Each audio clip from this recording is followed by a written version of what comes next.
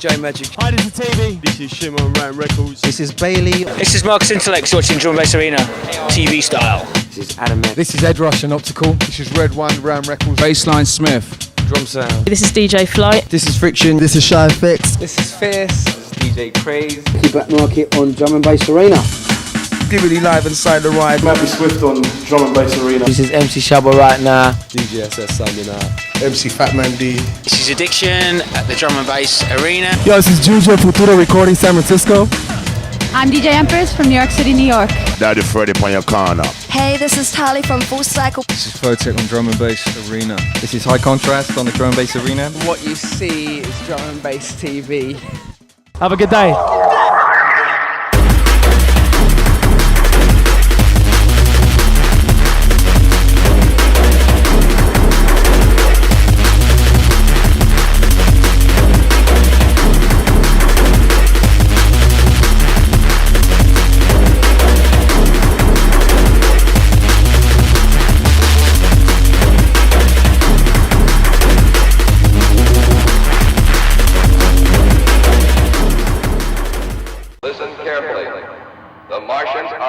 This way.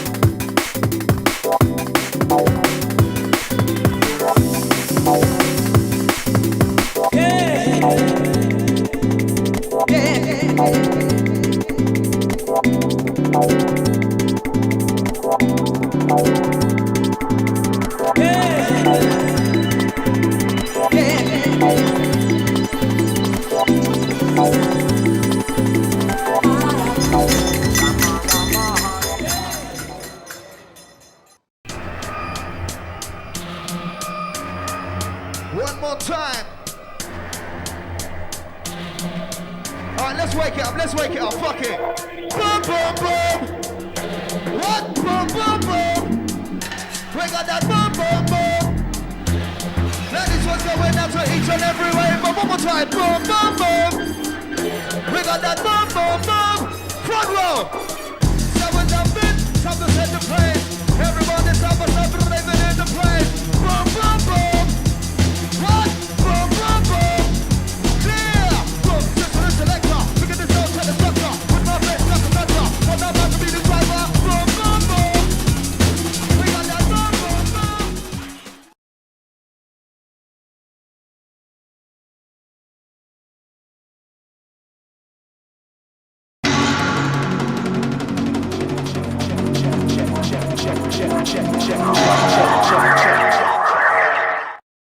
This is Andy C from Ram Records and you're watching Drum and Bass Arena.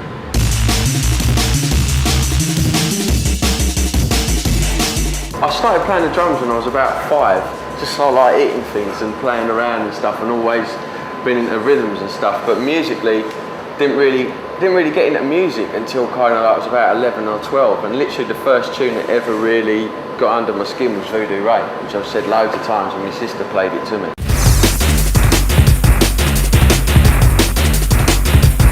I was making tunes before I was a DJ. I was actually making tunes for about a good 2 years before I'd even had a go on a pair of decks. But literally, like, I met Red One good 12 years ago now, probably longer than that, at work experience. He was like, oh, I'm putting on parties, I've got a rave going on in Bishopsgate, it's called Imagination. I'm like, yeah, you're doing like, he's like, yeah, it's my first party, why don't you come down?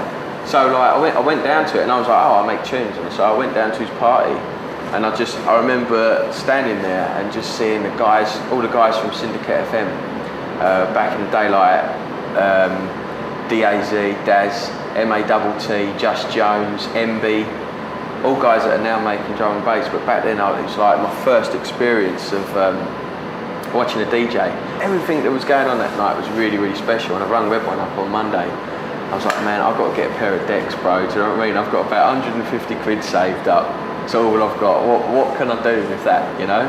And he's like, you need to get, well, I don't know, I guess we'll go down the shop, the local disco shop, you know, and I bought a pair of SoundLab DLP ones, belt drives, and a proper old school HW International mixer, I remember, and getting it home, and like literally, I was just hooked, mate. I used to live in my bedroom day and night practicing on them decks, man. It was just like, once I switched them on, it was like literally the whole day could go by and I wouldn't even know, man.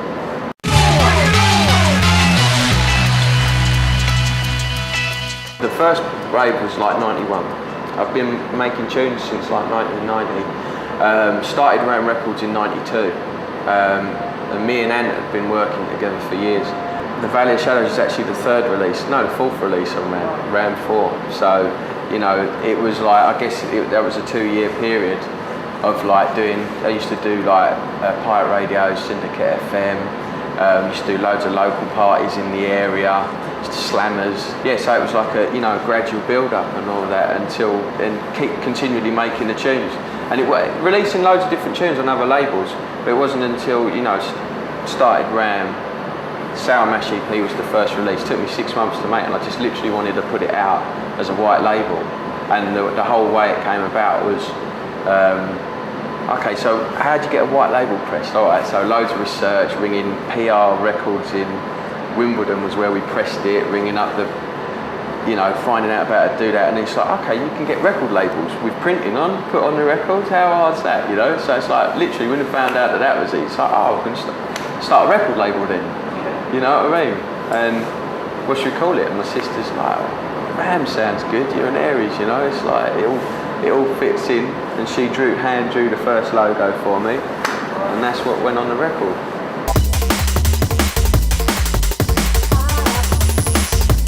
I guess the turning point was definitely Valley of the Shadows. If you can, you know, call it a turning point when people were suddenly like, okay, who's these guys? Do you know what I mean? That started, it was a B-side, you know, and we only pressed a couple of thousand for the first run, and it literally just came out and just went absolutely crazy. And I remember going out to all the clubs. I weren't even old enough to get in the clubs, you know what I mean? But I was getting a cup, going out and meeting people, and they was like, Valley of the Shadows, you never made that. I was like, yeah, seriously. And it's sort of like, they was like, okay, well maybe, you know, give the guy a chance.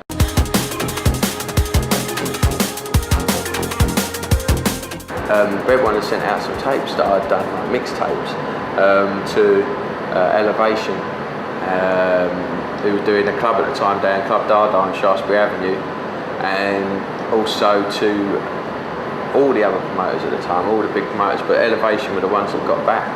And they was a massive rave promoter at the time, so for them to ring back and say like, yeah, okay, that's a good tape, we're going to give you a booking. And they give me like 1 till 2 in the morning or something like that on with MC, I remember. It was like my first gig in Shaftesbury Avenue, and it was just, you know what I mean? Crazy experience. Red One's car broke down on the way down there, so we had to end up getting a night bus down there and a night bus home with all my records, but it was just one of them things, man. It was just completely mind-blowing.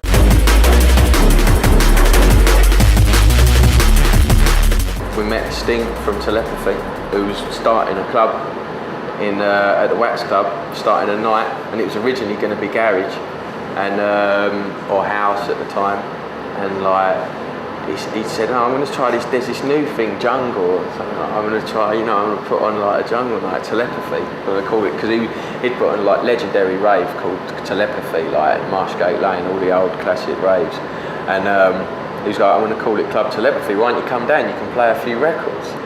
And I was like, yeah, cool. Went down in the first week, and I was down there every week for the next 2 years.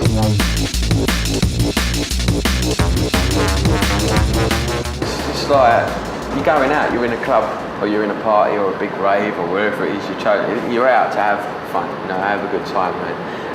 It's not something that, it's kind of like, oh, I need to be a DJ, so I'm going to learn how to mix. It's like, it was a complete passion, do you know what I mean? I spent hours and hours and hours on the decks for years.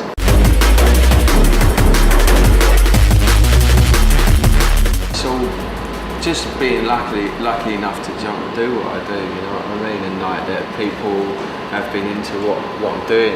Another big highlight as well is like the Ram vibe with all the crew, you know what I mean, like Ant Miles, you know, being there from day one, Shimon, Moving Fusion, Red One, having all the crew there, you know what I mean, and the crew that we've all grown up together, and we've all kind of learnt the ropes together, and you know, and been going through it, you know, that's special as well, man.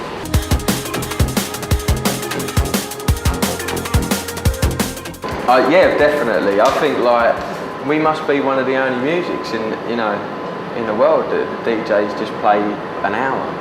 Or in the UK, or 45 minutes to an hour, there's so much more to express than an hour's worth of music.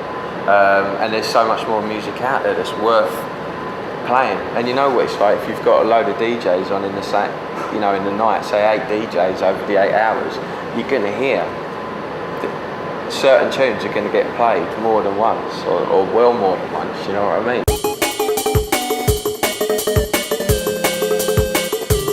Well, Ant's been a friend of the family for ages, and he came round. Like, I had a Atari ST and a little sampler, and he came round and like he was just like, and he was doing music as well in the studio, and he was like, wow, that sounds different. Why don't you come round? You know, pop round. We'll just have a laugh and all that, and see what happens. And that was in like '91.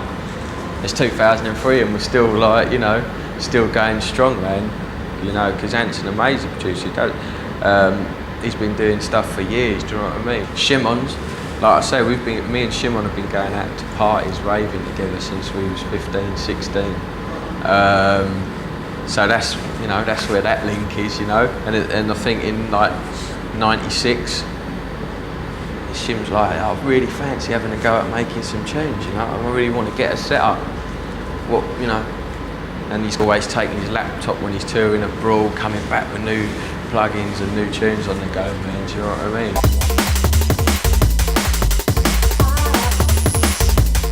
We have always like get loads and loads of demos through the post at RAM every week, you know, and like every fortnight, 3 weeks, we kind of listen, you know, have a big listening time, sit down and hear it, or take it out in the car when I'm on the road or something like that. And that's kind of specifically why, you know, we started them other labels, Frequency and Highlight. It's specifically to bring in new people, and you know, there's so many, like I was saying, there's so many people making tunes and DJing and doing all. It's just need a break, you know. So it is literally a case of like every tune that's been on Frequency or on Highlight has come from a demo through the post. We've signed tunes from Finland, from France, from the north of England, the south of England, from America, and all that. And it's, you know, it's great because, like I say, there's so many tunes. All right, maybe not for RAM, but like this, you know, give people, you know, a break. So there's definitely, you know, there's definitely an opportunity to get like new blood through. You know what I mean, and introduce new people to the scene.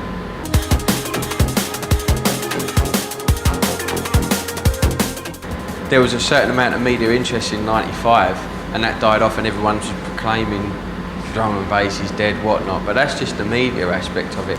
Drum and bass has never been a scene that's needed any media hype. Essentially, there's, you know, hundreds of thousands of people, if not millions of people around the world that love drum and bass. You know, they don't need any magazine to tell them drum and bass is cool. You know, drum and bass is this, drum and bass is that. You should be into this. They just are. You know what I mean?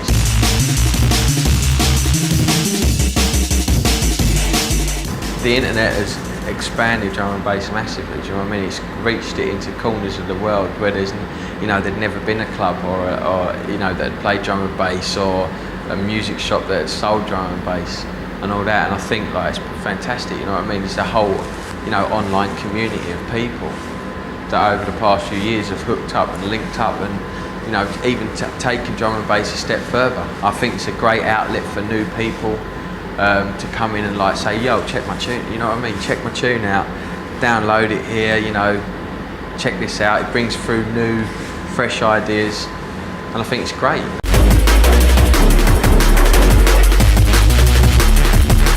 Well, I just think D&B is set to expand and grow even bigger, you know what I mean? I think with like every new generation of people that come into it, they're getting excited by the same things that, you know, we all got excited by. It's just such a worldwide thing now. Everywhere you go, all around the world, there's scenes, there's, you know, crews, there's DJs, producers, promoters, club nights, you know, it's going off all around the world.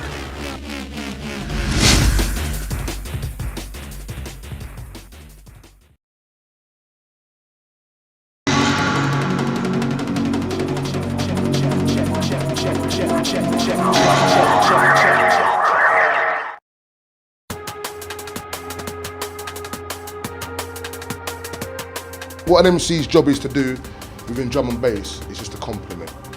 The MC compliments the DJ and vice versa, reads the crowd. An MC is somebody that relates what the DJ likes from what he likes, from what the crowd likes. An MC is supposed to be a master of ceremony or whatever. To me, it's music connection. That's my new word for an MC. To be a good MC, a good drum and bass MC, I think you need a fairly powerful voice. I think you need to be fairly clear. And you gotta have a lot of balls, straight up. Because you can't just go MC in the bedroom for the rest of your life. He's confident with his lyrics and he's confident with the crowd. No, personality, charisma, stage presence, it all sort the package. It's not just one thing you've got to be good at. Nowadays, lyrics just ain't enough. It's all about being versatile, having your own style. It's not about biting, man, watching the next man. Just do your own thing. Basically, what makes a good MC is when you write and when you speak it, people can see it. You know what I'm saying? Like picture it when you're talking. You know, some people you can't picture nothing with that.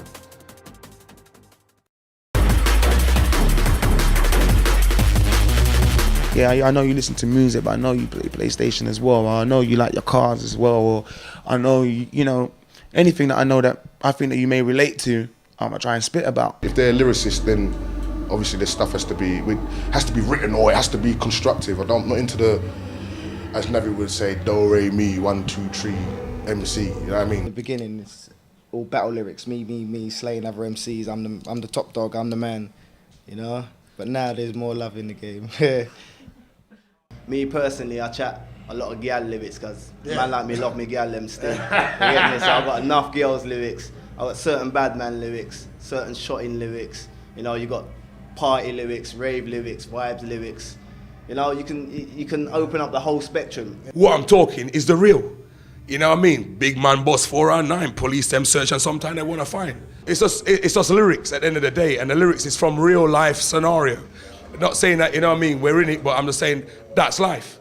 A lot with me is just that I've been through a lot and I've seen a lot and I chat about what I've seen. And as a white guy as well, I grew up on the streets, so I was, you know, I grew up in Hackney, East London, around a lot of things happening. So I chat about what I can see and what I've seen in my life. If a DJ's playing wicked rhythm tracks, yeah, he just draws words out of my mouth. He will make me say some other things. There's a load of words floating above my head. Yeah, you just grab the words. When you're in the freestyle, you just grab the words. You got words floating, whole loads of words in this world, you know? It's not really about firing lyrics all the time. It's about just being able to hold the crowd. I mean, you could be firing lyrics all night long, and if people ain't moving, then that ain't a good MC. Boy, a lot of people say it's about the double time and that, but really and truly it's about your style. I think the double time thing has just been totally ripped, basically. I think everyone's doing it because they think that that's the way it should be done, but not necessarily. In certain instances, yeah, but not necessarily over every tune. A lot of the time in the rave, people don't necessarily hear what you're saying, or they can hear it's the double time flow. When you get time to break it down a bit, people can understand lyrics a bit more and stuff like that. Clarity, as I said, is always very important. Any good MC that's worth their salt will feel the music and want to shut up when certain mixes is running anyway, because they start getting confused. But other man, they like to just hear their own voice, I think. But my definition of a good MC is knowing when to shut up. A good MC will know when to keep quiet and know when to do his thing. The wrong MC won't, and that's when you have problems. Or when you get like 7 15-year-olds in some back-to-back rave, all battling with each other and forgetting that there's even a DJ there. You get me? Them times now you just have to. Out comes the mic, straight up. We're all back. To become a good MC, you have to just be on it. Yeah, in it, with it, go through the ups and downs, lyrically, and stay focused, stay away from drugs. Yeah. I smoke cannabis. In my philosophy, or in the real philosophy then, because it's not even my philosophy, this is a universal philosophy, right? You have the past, you have the present, and you have the future, yeah? And they're all linked, yeah, by energy, yeah? You have the energy to take things from the past into the future, and then from the present into the future. So you have to understand how to conduct your own energy. You have to understand how to use your skill to attain or achieve what it is your aspiration is. That is not an MC thing or a DJ thing, or, you know what I'm saying? You guys out there watching this are thinking, you know, might be thinking, oh, shut up, or you might be thinking, wow, yeah? But the same guy that's holding the camera, right, wasn't born holding the camera, yeah? Just like I wasn't born holding the mic, yeah? And the guy that's asking the questions, he couldn't speak when he was born, yeah? As a matter of fact, right, I couldn't sit on the toilet and go and have a number 2 by myself, yeah? My mum used to clean my batty for me, yeah? So I'm saying everybody comes from nothing, and then you elevate to whatever it is. It's all about how you use your mental and about how you use your inner to reach to where it is you want to go to.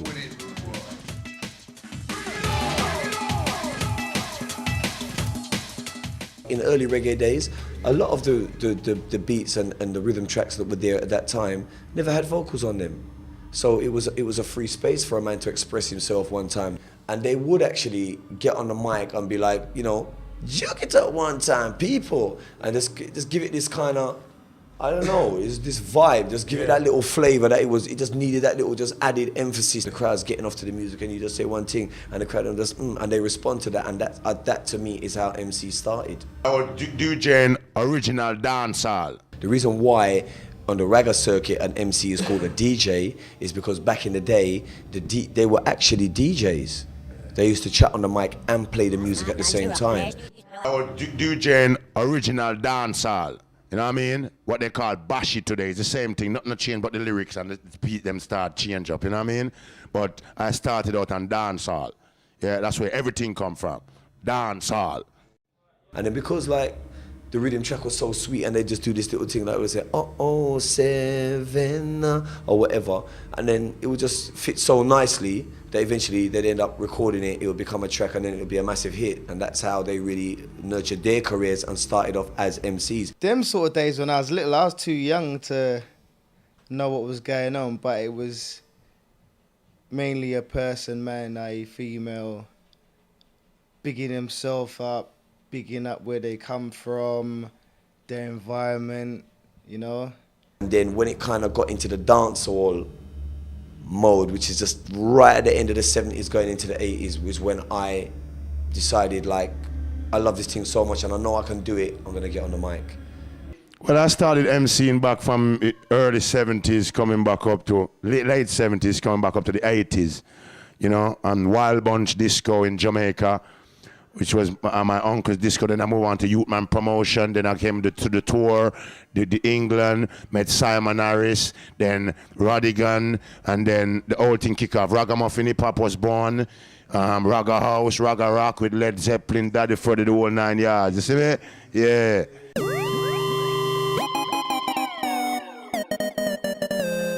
Drum and bass give you something else. The sound system, you weren't with it. You know what I mean? Have nothing to do with the sound system. The DJ come by himself. So we're using a sound system, you'd come with about 20 blokes, box boys, selector, owner, and the other DJs, you know what I mean? But now with drum and bass, you go to the place, somebody got the promoter got the place. The promoter organises a sound system and he organises all the DJs. So all you do is bring yourself there because the promoter call you by yourself. So that's not much baggage, you know what I mean? All you got to do is get your script right. Because I came from like the early reggae sort of, because my old man, he did sound systems and was part of the Aswad thing. And so I got the toasting side of it, you know what I mean? I used to carry, you know, go around with the sound system in the van and I'd see everything being played out. So I knew what it took to be on the sound system and be the artist. My earliest influences in music was through my uncle called Preacher. He used to run like a little sound thing down in Battersea called Providence in the 70s and 80s. After doing a dub plate, I see that a lot of people was taking notice of me and it continued. And one day I got a call from Black Star sound, and after working with Black Star, doing quite a few things with Slipper Gold, you know, it's classic on the radio, usually on the Heatwave, it still plays now. Then I went into V-Rocket, who's run by Valerie Robinson, who runs that sound system, who also runs a radio station now. And doing that, I came across quite a few of the Nottingham DJs, and that is where I kind of started doing that little circuit there. When I was young in school, we used to have our own sound. We used to play at the school parties, them and the little house jams and ting. And I was the mic man, chatting to lyrics and styles and certain little dubs for the crew and ting. You get me? With me, we started about '85. I started to work with sounds like Black Star. Well, first of all, Supertone sound. When I was like really young, 12, 13, 14, trying the thing. My voice hadn't broken at the time, so it was a bit hard at the time. 1979. You know, and that's when I left school, 16 years of age, and just went out into the sound system world because I just wanted to do that. I always worked, I always had a job, I always had a job, man. I always tried to earn some money, you know what I'm saying? Because you have to be real about it. You can't think you're gonna be Nas or Puff Daddy or Busta Rhymes or whoever you think you're gonna be. It's not gonna happen like that. The Martians are coming this way. When I actually got into the scene, I'd never really heard a drum and bass MC. I hadn't heard any MCs, you know what I mean, really, on that scene. I didn't know who was who or what was what. I just knew what the music was. So I just did what I thought should be done, basically. Then the MCing thing was mainly through my cousin, Rodney P. Like when I was really young, and then he blew up, and then I didn't see him for a little while, and then by the time I saw him again, I started MCing. I used to be into like hip hop before. I didn't even like drum and bass before, you know what I mean? So all the people there, you know what I mean? But I remember when hip hop was born. Yeah, I remember when hip hop just came around and it was like the new thing on the telly. Yeah, where it's like, yo, look at these guys in America, they're rich, and they're scratching and they're doing this thing called body popping and they're breaking. And yeah, I remember when it was the new fad, yeah, and they thought, yeah, it's gonna be a little thing and it's gonna die. And look at hip hop now, yeah, and it's the same thing with drum and bass. 88, 89, like the acid house thing, I wasn't really into it, you know what I mean, because I came from the ragga side of it. We thought it was devil music and shit like that, but there was certain tunes that held me, you know. You know, people may or may know that I kind of stumbled into the world of jungle, drum and bass. 93, 92, 93, you know, everyone was just being infected by jungle. Everybody was starting to listen to jungle. You know, I can't really get, you know, too deep into the hip hop now. I can't really get too deep into the ragga now because that's a ragga thing. That's an American thing. But this is a UK thing here. It's close to home. I feel I can, you know, do with some of this. The actual first rave I done was a rave called Outrage at Busby's, which was 91. Then I got into that with Telepathy, 92, 93. Which was doing like the Wax Club every week and just little things like that. Man, I started off with Monday Club. Like with Rat Pack and all them people there and the Holy Potter Mans, them, don't know who they are. You know what I mean? Started off a long time ago, 91, 90. Well, the first rave I went to, what I noticed all the, you know, MCs and when the limelight was roast. I think most of the raves at the time I came into, the MCs were a prominent thing, you know, the A-Team, the 5-O's, Navigator, Debt. You know, even Fearless. You know, these are guys that I remember when I was a nobody. Up until like 93, 94, I weren't really getting a lot of work. Maybe 1 or 2 things every week, or maybe 1 thing even every 3 weeks. Do you know? And obviously now things are just crazy, man. They're hectic. The first ones I actually got to know was like VIP Crew, Hardcore General, Paddy and them boy there. Man Paris, Bassman, Stevie Ipa. God rest his soul, Stevie died. And it's a bit of a madness for me because like the way I see it, I was doing a lot of work with Mickey and stuff, and then when he died I started to get more work, started to question myself a little bit. Do you know what I mean? It's a bit fucked up, see when you originally die and go and then all of a sudden you're getting more work, you know what I mean? So I had to question myself a little bit and then say, well, alright, if that's happened and that was step up to the plate and represent for my man, that's how he would be. Hearing Hyper D back in the day, stinging it, going in the rave scene, standing there as a raver, looking at the stage, seeing what's going on, saying, yeah, I want to be there, you know what I'm saying? And now I'm there, you get me? Sometimes I used to do the raves, you know what I mean, like with my friend, my late great friend, you know, Hyper D, Stevie Hyper D. You know, cause you know me from back in the days, you used to come check me in Brixton and, you know what I mean? We go at the little 1 and 2 jungle them, you know what I mean? Cause they sample my voice in the warning, you know? So I was one of the first voices that they sampled along with Shabba Rankin. You know, make it steer, so someone wanted coarse and ragamuffin. That's me. Obviously, Cool FM, you know, has been there for almost 13 years now.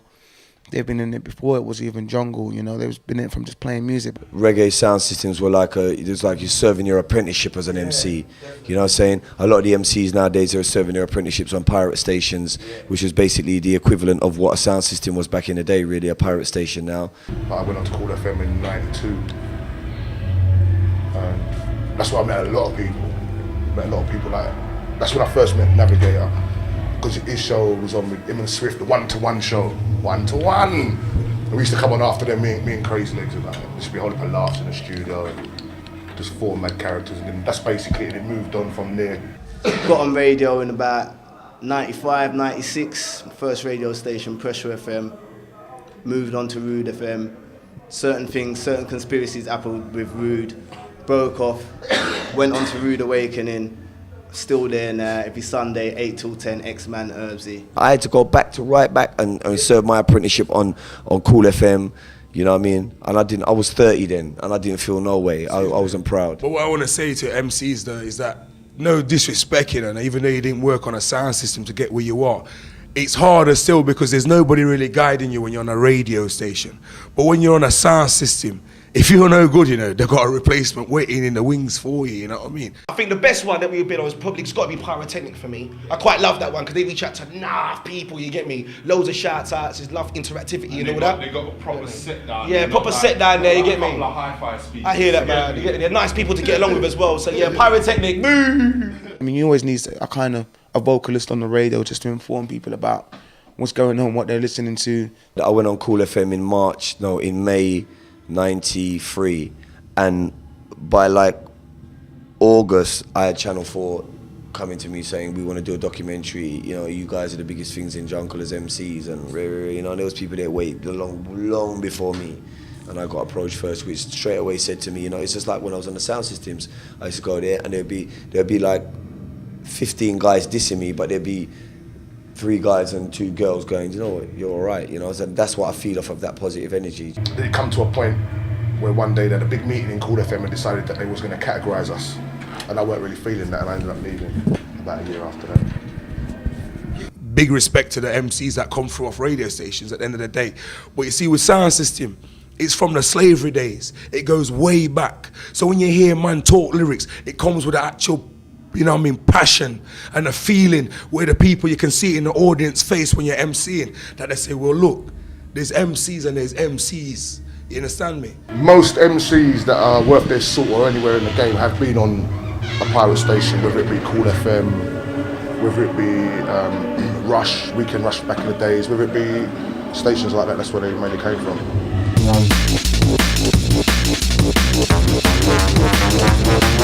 Persistence. A lot of persistence. It's a long game. I've been in it a long time. I'm telling you, 12 years I've been in the game. So I want to big up everyone that supported me. And there's people out there that think I've just come. They think I've just like come in the last 3-4 years. So that's great. That means a lot of new people are getting into the music. So they need educating as well. And you got to have patience. But as you go along, you can see you can get more out of it for yourself. Yeah, well, you know, when you're starting out, you have to pay your dues. You know what I mean? You know, you have to go through, what you call it, the struggle. You understand me? Seeing, because you book up on a lot of prima donnas, icons. You know what I'm saying? You know? So, you know, you just have to just know, say, you know, this is what I want to do. And I'm going to do it by any means necessary.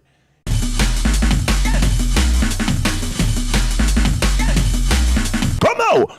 Well, actually, I followed my old producer, Simon Harris. He was in the Guinness Book already for doing the yo-yo. Yeah? I just went along, seen some people, about 15 or 20 people lined up in the line to go, and I'm standing up there watching them going up there. But I'm saying, what they're doing, you know? And Simon said, they're trying out to break the speed rap. So I said, I could fucking, you know, back on the top of the top. Do enough for them. Then take all my peanut and peanut and they get this is where they get it from. I could go up there and do better than that, blood. You know what I mean? So I went there and, you know, one time it just broke same time. You know what I mean? And then I met Roy Castle. Hello. He invited me back to break it live on BBC in Shepherd's Bush. I went there and broke it again. Then they sent me to America, and I broke it back 2 more times. So, you know, 4 times in a row. So original, no gold teeth, bad boy. They can break it now if they want to. I've had enough.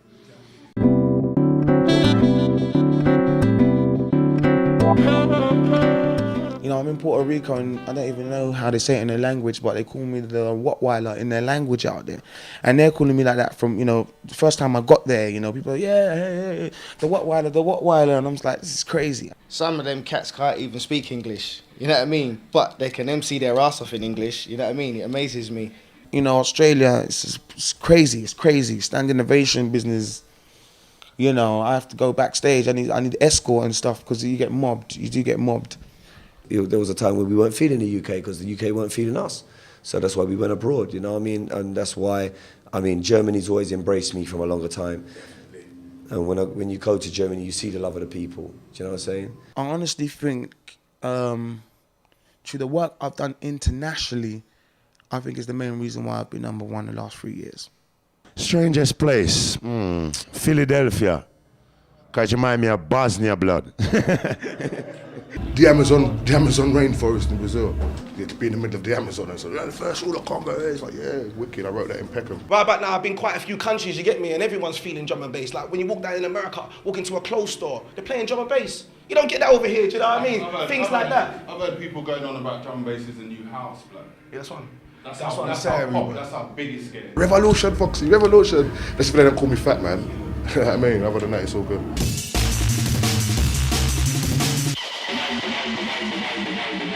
Best moments of my career so far, I mean, it's got to be winning the awards.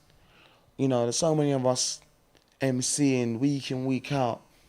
And just to get some kind of, you know, some kind of reward for the work that you've done is flipping great. When you get booked for the States with the raves, they'll have a room with drum and bass and another room will be hip hop. You know what I mean? So I'm mixing and rubbing shoulders and staying in the hotel as the iced teas and the M&Ms and, you know what I mean? You get to meet these people through your travels and they're like, yeah, and they actually big you up because they've actually heard what you've done and you're like, whoa. Done things like stuff in the charts as well, you know, being played on Radio 1 and stuff like that. That's quite a great achievement for me, you know what I mean? To be played on radio. I think one of the best was when I've done a thing there in Miami, done the Ultra Festival a couple of years ago, and I think there's a big mix-up between Bad Company and a group called Bad Company in the States that do like rock and metal and shit, and I think they thought they was meant to be playing in the main arena, and it ended up being like me, Vegas, Fat Man, and one of the other guys there from Bad Company performing in front of like 15,000 people or something like that. It was massive. The high points is just staying in the best hotels and just traveling the world every week and just meeting different people all over and seeing the crowd go wild and signing autographs. That's the high points. You know what I mean? The lifestyle is just crazy, but I think that's the best part of the job, the buzz. You know, like when people say, like when you get up in front of a big crowd and you get some kind of response and that kind of thing, you get that welling in the stomach, almost like tears to the eyes. Better than drugs, better than sex. If you catch me in a room full of people and they're like, oh, I can't do a rap, do a rhyme, it's like I get shy. I go in my show, it's like, oh. But you give me a mic and put me on the stage, it's like the waiting thing goes and Velas kicks in. You know what I mean? I feel like I've been on tour for 5 years. You know, you check Jay-Z or Eminem or some certain big stars and they're like, yeah, we've been on tour for 8 months and it's really hard and shit. This is really like being on tour for the last 5 years. Running around, late nights, lots of mileage on cars, points on your license. Hard work, man. Been working so much throughout the week. Then come on a Saturday night where the largest event of the week is, I'm gone. I'm totally wasted. I haven't had a holiday since 1986.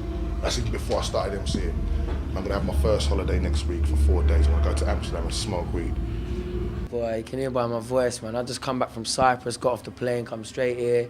I've cancelled like 4 shows yesterday and Thursday and Friday.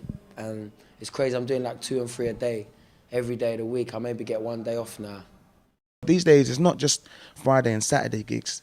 Far from it. It's very much you're doing Wednesday, Tuesday. There's things all the time. A good week I can do like 9 in 3 days sometimes. Like 3 and 3 on a Friday, 3 on a Saturday, 3 on a Thursday, 3 on a Friday, 3 on a Saturday. On a bad week, 1. But it all offsets each other, do you know what I mean? One check, one check, one check, one check, one check, one check, one. No, it's not a power struggle. DJs are scared. Yeah, it's not a power struggle. It's a case of, at the end of the day, you get some people like, yeah, you can go in a club and we'll put it this way, you can't have a night and put 5 MCs on the lineup and have no DJs, because that'll be a bit nuts. Because back in the days, when you go Voodoo Magic or something like that now, the MC was back in the box. They used to saw the DJ, you know what I mean? But now they've given us a stage because we wear pretty clothes and and whatever, and the kids want like a little role model or something to look up to. Apart from a DJ just standing there just mixing away and not smiling. You see, I get on with nearly all the DJs because I've made a point to, because I don't really want to be going on there and got to chat on the mic and the DJ wants to turn down the mic and all them kind of things there. So, is there a power struggle? I think there is a power struggle between some MCs and some DJs.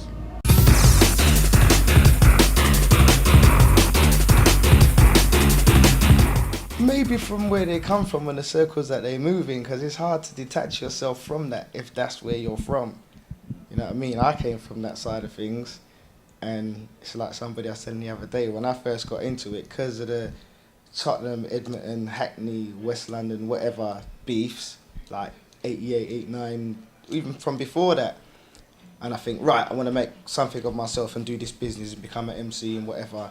And you're going in these raves, it's kids from all north, south, east, west, bad boys, good boys, whatever. And you're coming in a rave to do your job and you're meeting a crew that you've got a rival with for the last 4 years, you know what I mean? And it's going to kick off. You know? Sometimes it's not even your fault. Put it this way, I ain't been on a rave a long time where I can see a certain MC and I know he's a bad man or he's a da-da-da-da-da. Because, you know what I mean, at the end of the day, I talk to everybody. You know what I mean? From Skibadee to Bassman to all that man there, to Shabba, to Fearless, to, you know what I mean? I speak to all them man there. All them men there are cool. They ain't got no hostility, they don't go around with their face all screw up, you know what I mean? But for the MCs that are in that bad boy style and they bring that to their work and it makes it there and it kicks off, it ain't gonna do them no good. Because promoters see the trouble, they don't blame your mates, they came with you, so it's you, you know what I mean? And I can't afford that, I got kids to feed.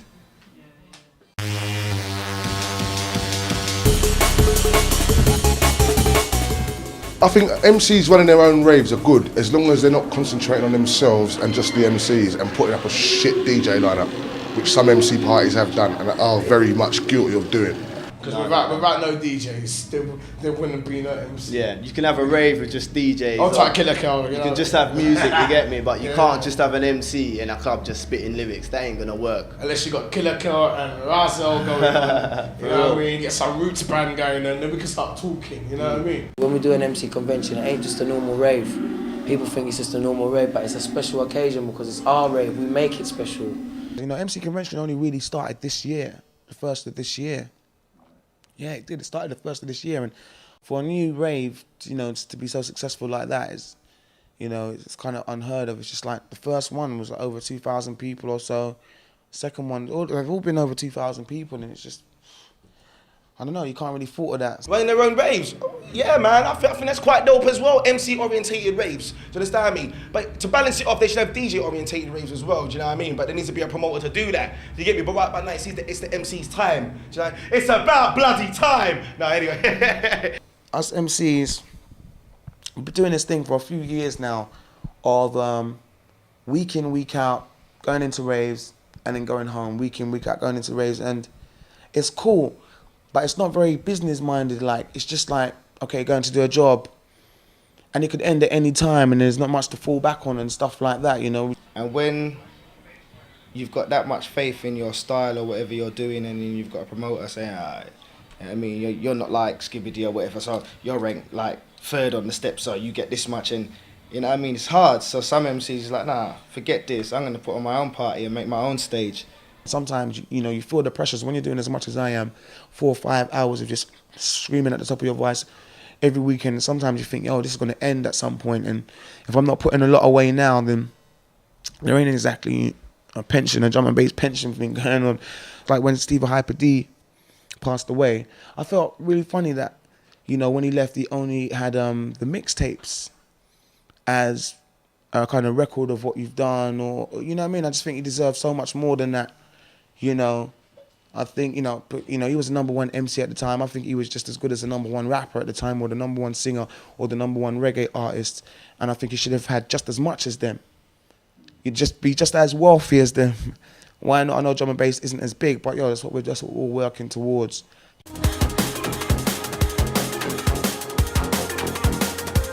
One of the best things about the scene right about now is the amount of youth coming into it, and the amount of youth that's feeling the music, and the MCs as well. Just in Rochester the other night, and also Tunbridge Wells a couple of weeks ago. Absolutely crazy. Kids going wild, even kids as young as 6, 7, all the way up to 18, going wild. The one the other day was like 1,500 kids going wild. I brought my kids to a couple, and I think that's good as well. You know what I mean? As I said, the message, from you catch them early, and from before they, like, some have older brothers and sisters, and that's all they see is the bad boy side of things. When you get under 18s and stuff, and people that's gonna make a difference, you can talk sense to them kids. Say, nah, that's not the way. This is the way. You know what I mean? And when the rave's finished, say, wow, that was a wicked rave. There was no trouble, and I mean, mama was spitting pure good shit. And that shows that, you know, there's definitely a future in the music more than anything, and then we're not just all stuck in our old grade ways or whatever. You know, we're definitely appealing to the kids. So yeah, no, enough of them under 18s. I've seen trouble in them. Them little kids, they can get rowdy, but that's just them being young.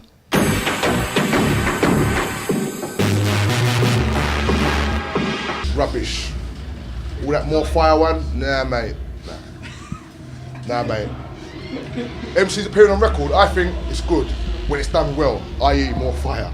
Me and Spider made a track called More Fire with you know, like Shabba, Tenor Fly, Soul Train. You know, it was a legendary record that we made. And then obviously Fresh Bad Company came and he remixed it, and then Andy C came and remixed it, and it was just like eventually the whole thing just catapulted, and then it exploded and snowballed into the next thing. Do you understand me? More Fire now is a legendary tune. MCs on records, well, I think that's the next step really and truly. Vinyl is power, do you know what I mean? End of the day, it's funny, you know, because basically a lot of producers that are DJs get a lot of work around the world because they're producers. Understand me? A lot of people heard their records, do you know what I mean? So basically, once people hear your voices all around the world, they're gonna want to hear you. That just means more bookings, more money. Yeah, I'm all for it, man. I've got a few tunes sitting there, and I've tested a lot of them out. Like, I've been out in Iron Upper for 6 weeks, been toured the whole of Cyprus, do you know what I mean? And played it over there, and just to see people's reactions towards the drum and bass. At the end of the day, sometimes, no disrespect to DJs again, they're over-modulating. It's like, turn up the mids and trebs, and you know what I mean, and the bass, and can't really hear MC too much. On a tune, you can hear what the MC's spitting about. Do you know what, right? Me and Rodney P, right, have been supposed to be doing a track for the last 2 years. And if you can find a date in my diary and a date in his diary that we can actually sit down like this for 5 minutes and talk, it'll be heavy, then we can actually get something done.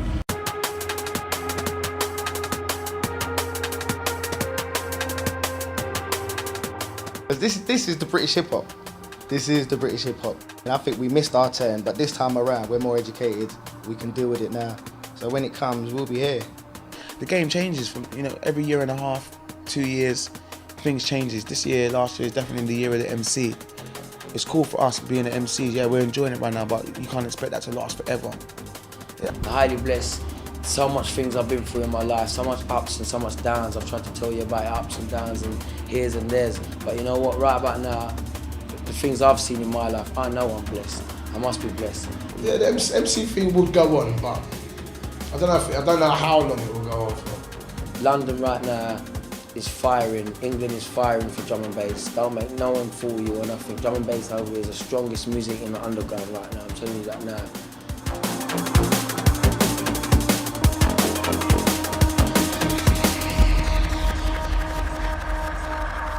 When I want a commercial weed figure respond me chest. Think what me a bun is rated as the best. Come me sticky, tight and compress. Look pon the weed and ball out highly blessed. Can get it in the east and the northwest. Listen to the Shabba cause you know me just flex. Sun, sea, sand, sex.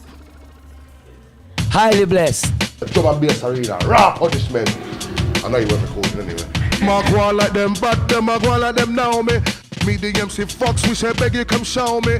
Drum and bass arena, you're rough and ready, why? They don't know what we know. Hoo, rolling massive.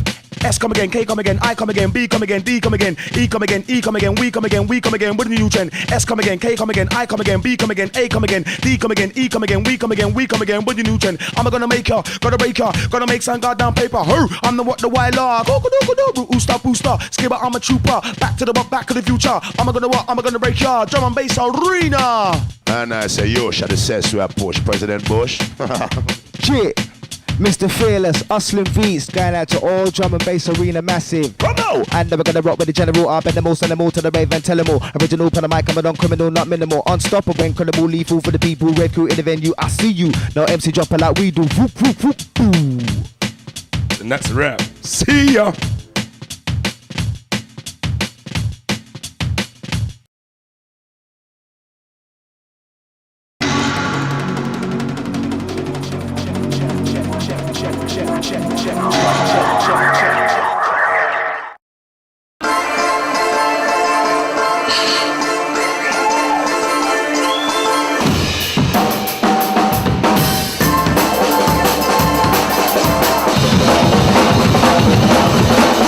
The live setup is the Jungle Drummer on drums, Andy Waterworth on bass, Landslide and myself playing live samples, Leanne Carroll on Wurlitzer and lead vocals, Stamina MC on vocals, and sometimes Robert Owens on vocals as well.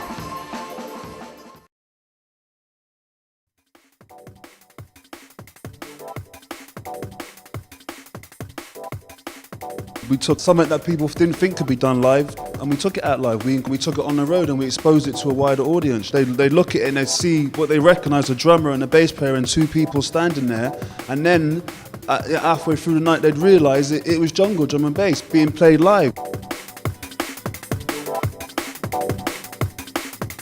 The Represent lineup consists of 4 people on samplers, me, Krust, Ronnie and Sav, Cy John on stand-up bass and electric bass, Bobby Merrill on drums,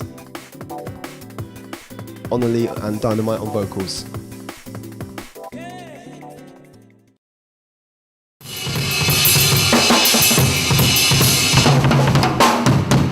Sound checks, mate. I just can't be done with sound checks, man. Just fucking. There were certain personality disorders within the band.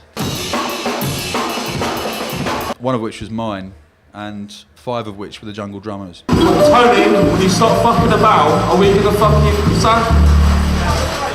The Jungle Drummer, who, I mean, he's like, I don't know, he's like Billy Cobham, who is basically the best jazz drummer ever. He's like Billy Cobham, but if he had grown up to be a junglist, he'd be like the Jungle Drummer.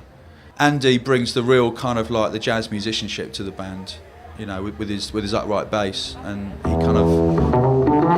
he makes his bass sound like an 808 basically. He gets an amazing sub out of his bass.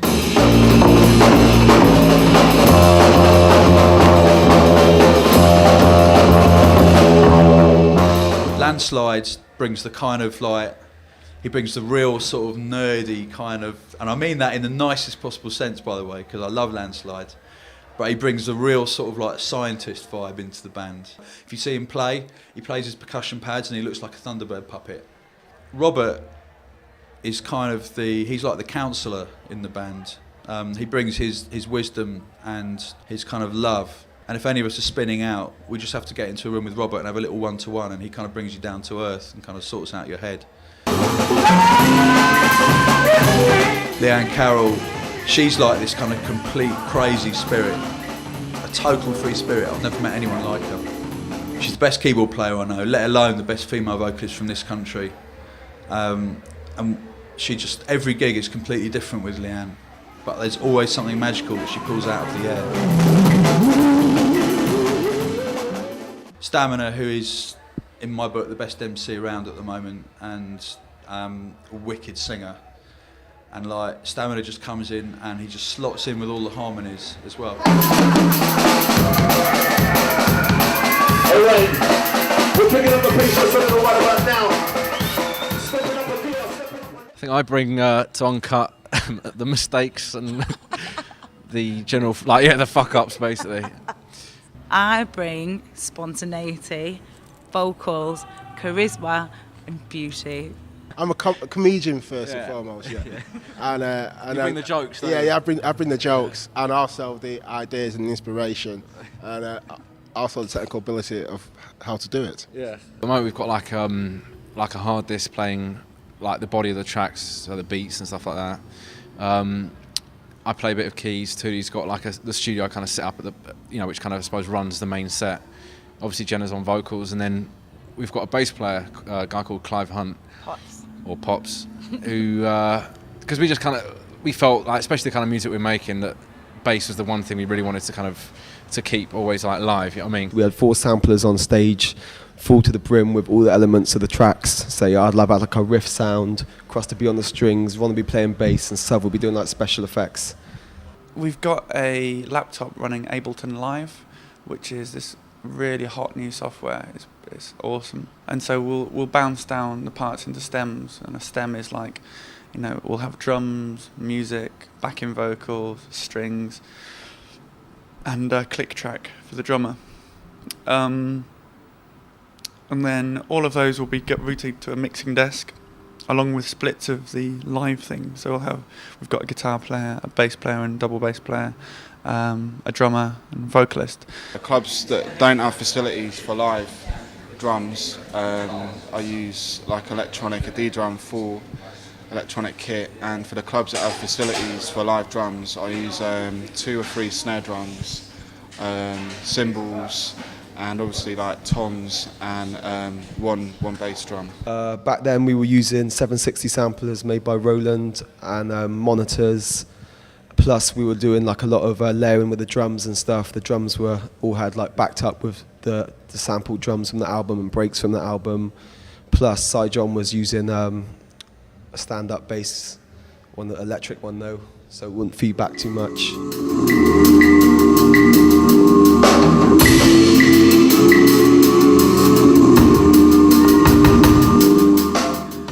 Live is where no one in the band is wearing headphones. It's where what the audience hear, all they hear is what's being played by people on the stage. There is no playback. That's live. Our definition of live will vary from other people's definition of live. I think today we're fortunate to have technology at our disposal so that we can take things semi-live, DJ live, or full band live. When you think of live, you do sort of think, automatically think of a band and stuff, but it doesn't have to be like that. You know what I mean? If you've got like a little studio set up, what you can be doing live can just be as interesting as playing a bass or playing a guitar, do you know what I mean? Just flicking in effects in and out, do you know what I mean? And using dub delays and stuff. So I want to say it's our 3rd ever gig. Still a little bit nervous. Ain't that the truth? Well, I am anyway. You're not nervous, Jungle, are you? Is using a sampler forbidden? No, not at all. Because drum and bass is all about samples. And me and the Landslide, we divvied up all the samples in the tunes, and we found out which ones work live. We had to do a lot of chopping up, because if you've got like a filtered loop or something that is the basis of a tune, you can't just have the loop going, because then everyone's got to synchronise to that loop, so it's not live. So what you have to do is chop the loop up into 100 parts, and then you spread it across the keyboard, and you can play each part. So that means that you can play to the drummer. So you're turning it into an instrument by doing that. When we made the first album, we didn't really make tunes with the idea of playing them live, but we had to kind of translate them to playing live, and it worked on some of them. Some of them we had more problems with, but definitely writing the second album, we were a lot more writing with each person in mind. Like say someone would put a section in, they would play that section live. I always really enjoy bringing the stuff to live, because it adds a you know, studio is such a perfectionist sort of place. You know, I spend thousands of hours on every track, you know, sometimes getting just the right sound and making it just right. And you know, live it's got a certain amount of, well, if we fuck it up, we're doing it again tomorrow, you know. You start from the scratch, basically, and it's not even like you're remixing a tune for live. You just deconstruct it completely, break it down into all the individual components, throw most of them away, find some new ones, and then rehearse for absolutely bloody ages. So that's what live music is, isn't it? You know, if people want perfect music, they'll buy the CD and listen to it.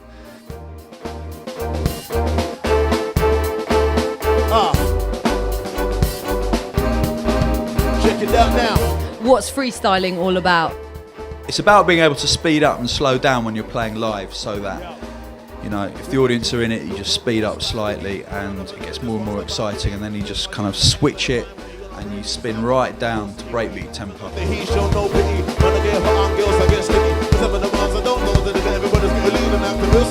And we can just change the structure as we want, so it's just like chopping and changing. You know, I'll kind of wave my hands in the air and the band will stop and we'll have a little a cappella section, and it's just about fucking about with all the structures.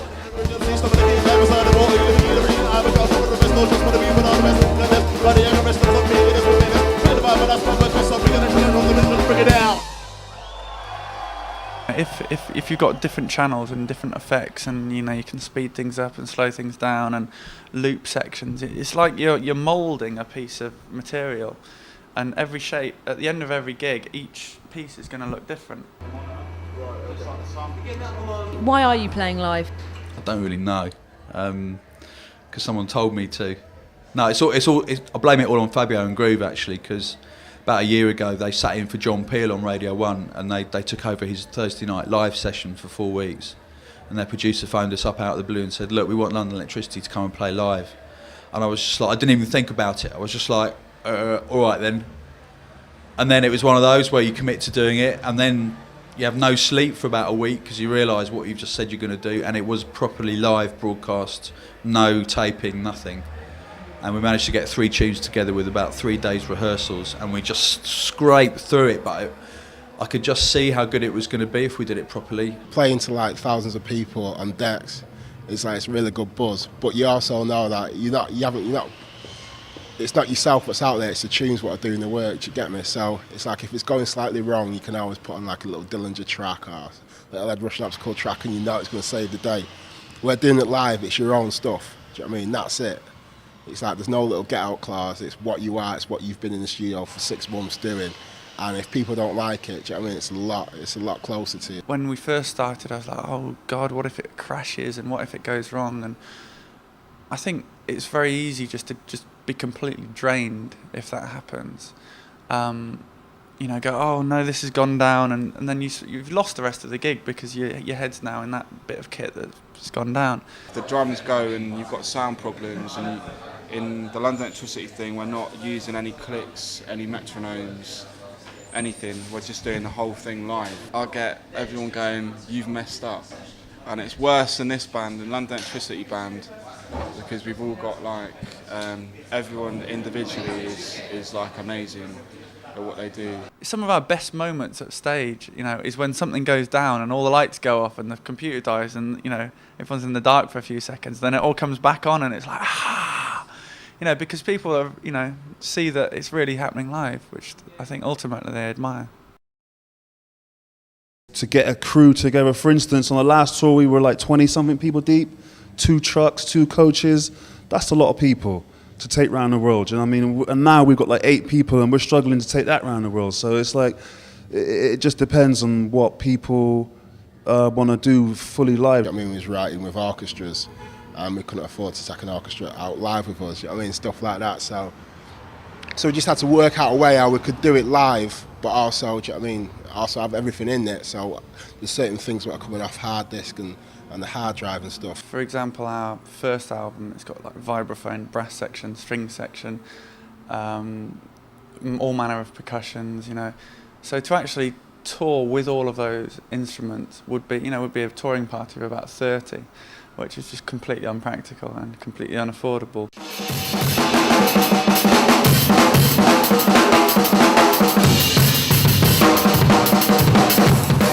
think some of the sort of, I guess lesser known, like some of the sort of lesser known bands we've seen sort of who do like drum and bass, whatever, that's been the problem. It's like the drums just haven't been tough enough. They've been a bit kind of tin pot, and I guess sound a bit too kind of like a garage band. Do you know what I mean? Rather than a drum and bass act. I think it's not difficult to play it, but the hardest thing when you're recording live drums is to get them to come out live and not overproduced, because it ruins what you're trying to do.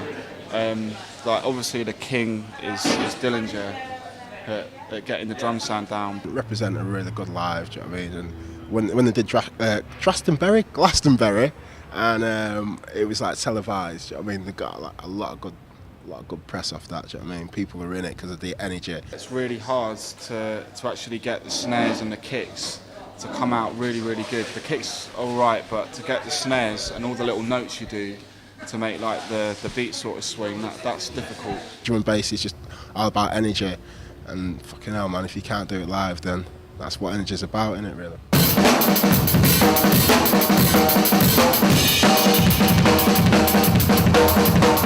We did our first gig in Edinburgh last week, and we've been rehearsing so hard, but we had no idea what it was going to be like, how people would receive it. It was a kind of Junglists crowd, and we thought maybe they'd be standing and watching, like liking it, but just kind of going, what's going on? But then it was shirts off in the first number in $1 Billion Gravy. Everyone had their shirts off, and they were just fucking, they were moshing. It was like a Beastie Boys gig or something.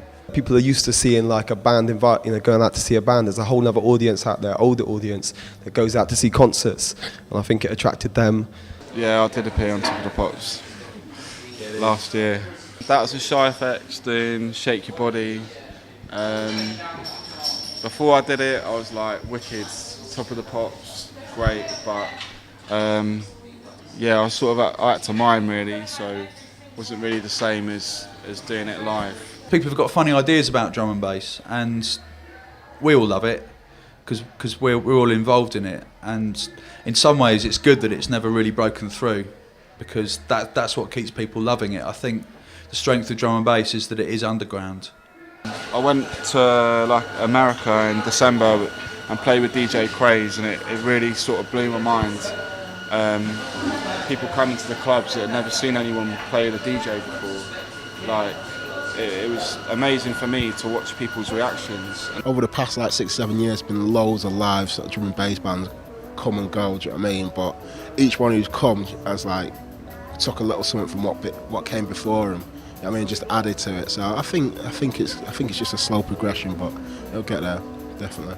To get to an arena stroke stadium kind of level, I'm not sure about that. I mean, you know, some people have tried it. It doesn't work, man. Forget about it. It's all about letting it build organically. And if it builds to the point where suddenly you can play in a big venue and it goes off, wicked. But that's not what it's all about. That's not why any of us are doing this. Anyone who tries to force it onto another level, they're just going to come a cropper.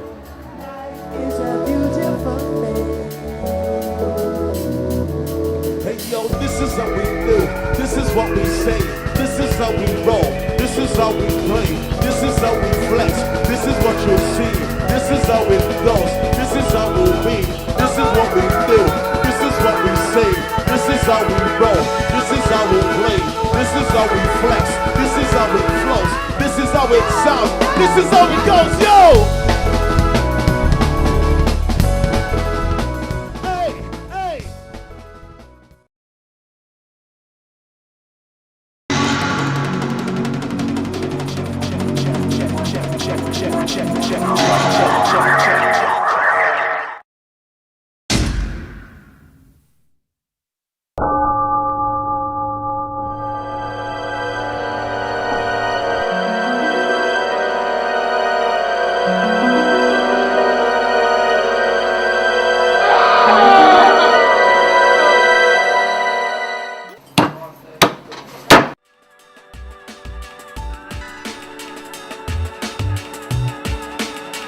Started producing about 97.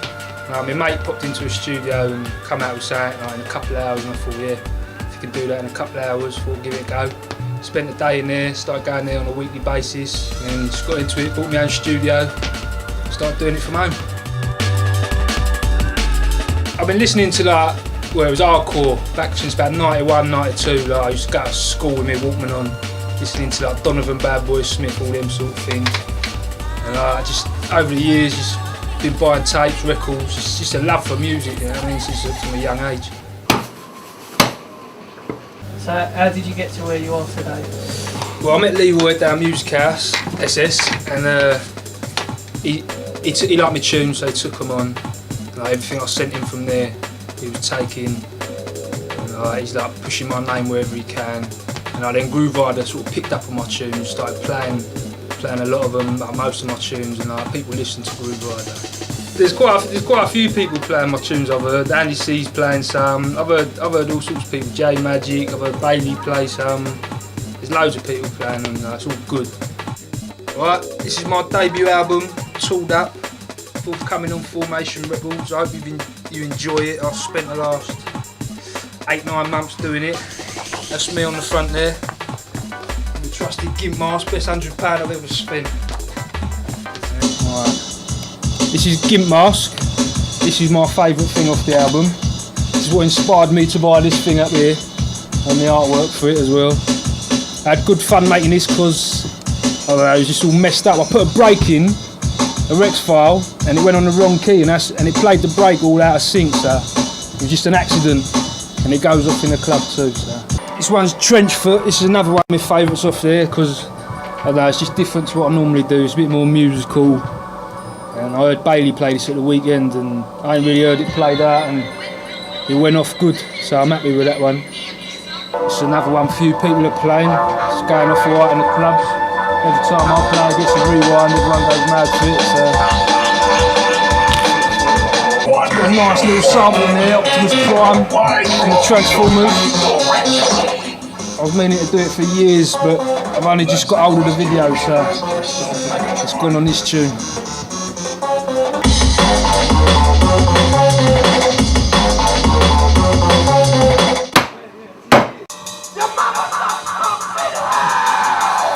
I've done my own vocals on this one. Me and a couple of my mates were in here one night, just stoned off our tits and screaming down the mic, and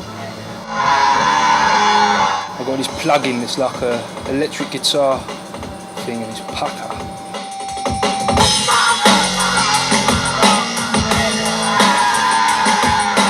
Screaming all sorts of fucked up shit down the mic. It was a good laugh.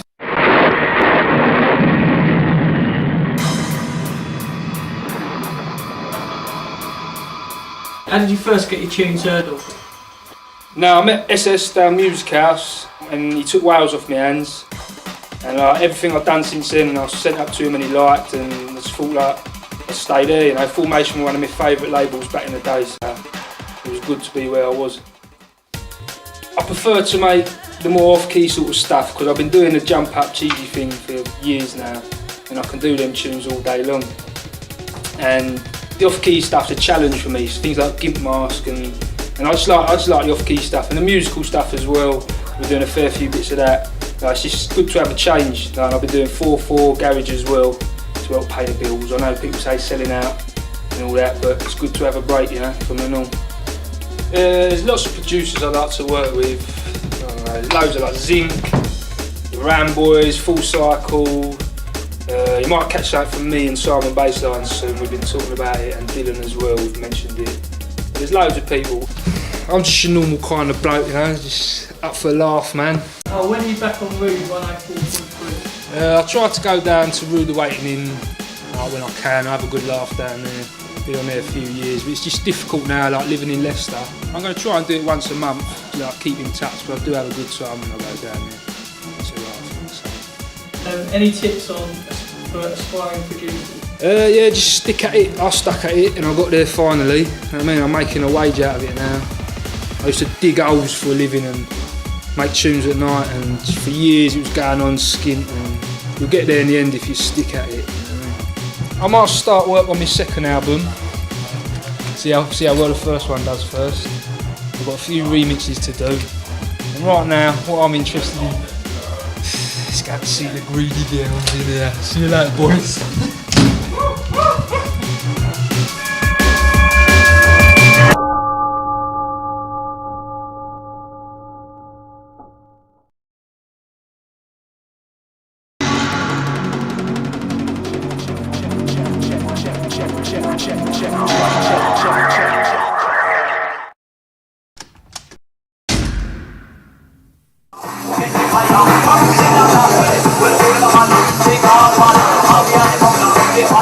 Easy. MC.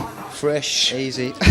Fresh. We're filming the video for More Fire at the moment. Today is kind of like the culmination of weeks of like a lot of effort from a lot of people. A lot of the time you see drum and bass tunes getting into the charts and they're not really tunes that the underground supporting, so it's good that we've had an opportunity to be sort of involved with something that people are excited about outside of drum and bass.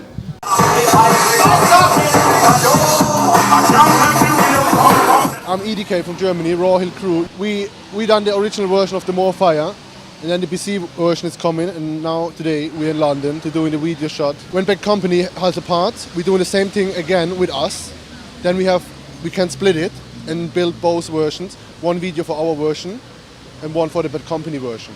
At the end, the stations choosing what version they want to play, and we are Germans. We're going into the German market and look what happened there, because drum bass is really big in Germany, popular. What do you think of the filming of the video today? Has it been nice to come along and see everyone? Yeah, it's fun, man. Everyone's just, all the people, most of the people from the scene are there, just chilling, having a laugh. Nah, it's good, man. Kenny Ken. Shabba D. Is it good being here and seeing everybody from the industry and seeing people you know as well as sort of fans? Like, is that a good buzz? Yeah, because I chatted to a whole heap of people who I ain't seen for ages, so it's really good. And got a few dub plates as well. What do you think of today so far? How's it gone? It went good, went really good. You know, I got to big up all the man, them Bad Company, Navigator, Spider, all the Royal crew. Wicked took part in the video today. Went absolutely. I think it went good today. Is there like a story running through? There's an actor in this video who plays a punk MC. Yeah, this guy doesn't want Navi and Spider or the whole Royal crew to bust. Yeah, he wants to hold them down a little bit. So what he did was he hired two girls, said to these two girls, "Yeah, check Navi and Spider, put something in their drink so that they can't do the show at Movement." Yeah, so they fell asleep and they can't do the show. So they woke up in this house and they don't know where they are. They get a kind of flashbacks what happened last night. Yeah. In the next minute, Navi gets a phone call from EDK and Fresh saying, "Yeah, what's going on?" Because it seems like this punk MC wants to take over the party. So Navi and Spider realize what happens and say, "Yeah, okay, wait a minute, hold on, we're coming down to London. Yeah, going to this club and tell the punk MC what's going on." And the punk MC runs away because he's scared of them. Yeah, we're from a German production company called Vision L, and we've been approached by U3R and BC Recordings. It's a really European kind of endeavor, German record label, German production company. We're shooting on DV cam for the technically interested, and we'll be really heavy into post-production, 3 weeks of heavy post-production. Now the porn scene that we were doing earlier with me and some birds didn't really go very well because the director, he was feeling a bit squeamish. He didn't want to get up for the close shots. Apart from that, everything's been really cool. We had a scene with a Hummer dropping off Navigator and Spider at the club. That went really well. Yesterday we were shooting in an old building, sort of 600-year-old building in the country. Ockwell's Manor, which is a house that was built in like 1430, and it was stunning. So that looks pretty bling. And then obviously everything today, a lot of people turned up to show support and it's going really well. A lot of our friends are here, you know, my old friends that I've grown up with, and like my sisters were here today. So like it's been a really elated feeling. It feels like a sort of stressful birthday party. And I think after this I need to go and have a drink and just kind of chill out for a bit. You know what I mean? Yeah, it's gone really well. The Raw Hill crew were really good. You know, they were good, putting on a good performance and everything. And all of the industry came down and supported it. It was really good. Yeah, I've enjoyed the day. Yeah, it's all good. Okay, what do you think of the tune of the video today? The tune's alright. The original I'm not too keen on, but the Bad Company remix is alright, yeah. Alright, can we do some fucking dancing, please? Because this is drum and bass, not fucking garage. It needs to be heard on a loud system. You know. You need to turn it up in there. Got some lighters. It's gonna be. I heard the tune quite a while ago, but definitely feeling it the first time we heard it on the dance floor. Just smashed it up. It's the top song. Alright, when it drops, everyone's got to go fucking mad. How do you think the video's gone today? Have you enjoyed it? Yeah, it's been fun. Yeah, it's been wicked. It's good for the drum and bass scene to be getting out commercially, so it's doing good.